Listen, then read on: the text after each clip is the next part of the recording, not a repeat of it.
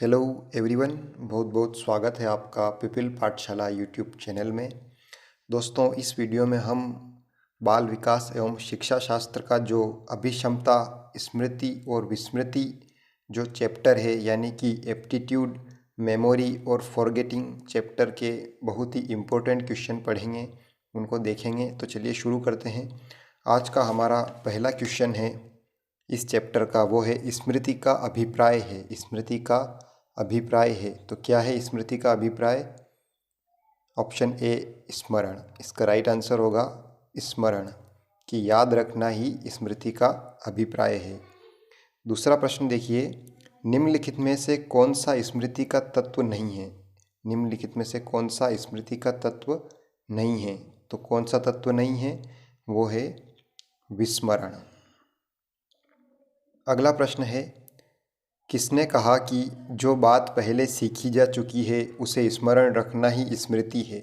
ये कथन किसका है? जो बात पहले सीखी जा चुकी है उसको स्मरण रखना ही स्मृति है।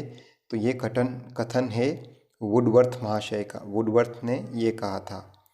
अगला प्रश्न है, मनुष्य की वह शक्ति जो उसे सभी प्राणियों में सर्वश्रेष्ठ बनाती है उसे कहते हैं? तो वो है स्मृति। उसका आंसर होगा स्मृति। पांचवा है, अच्छी स्मृति की पहचान है। अच्छी स्मृति की क्या पहचान है?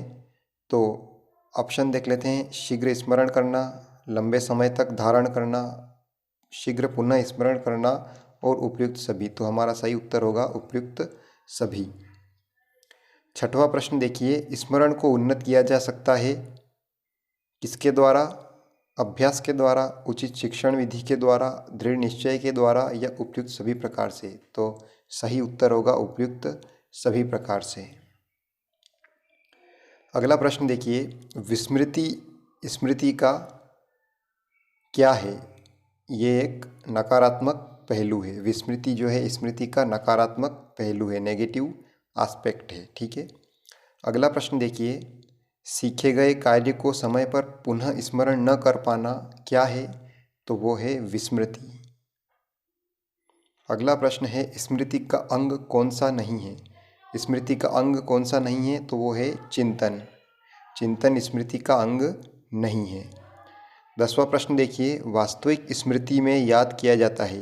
किसको याद किया जाता है वास्तविक स्मृति में? क्रमबद्धता से। वास्तविक स्मृति में क्रमबद्धता से याद किया जाता है। 11वां प्रश्न है, पूर्व में सीखे गए ज्ञान का प्रत्यक्ष उपयोग ही स्मृति है। यह कथन किसका है? तो ये कथन भी वुडवर्थ का ही है। विस्मृति के प्रकार हैं। विस्मृति कितने प्रकार की होती है? तो विस्मृति सक्रिय और निष्क्रिय दोनों प्रकार की होती है। तो हमारा आंसर हो जाएगा सी, ए और बी दोनों। अगला प्रश्न है, अधिगम, धारण, पुनः स्मरण तथा पहचान आदि प्रक्रियाएं आती है। ये किसमें आती है? ध्यान के अंतर्गत। ध्यान के अंतर्गत अधिगम, धारण, पुनः स्मरण तथा पहचान आदि प्रक्रियाएं आती है। अगला प्रश्न देखिए, अभिक्षमता मापन की मुख्य तुलना विधि का विकास सर्वप्रथम किसने किया? अभिक्षमता मापन की मुख्य तुलना विधि का विकास सर्वप्रथम किसने किया? तो वो किया था थर्स्टन महोदय ने।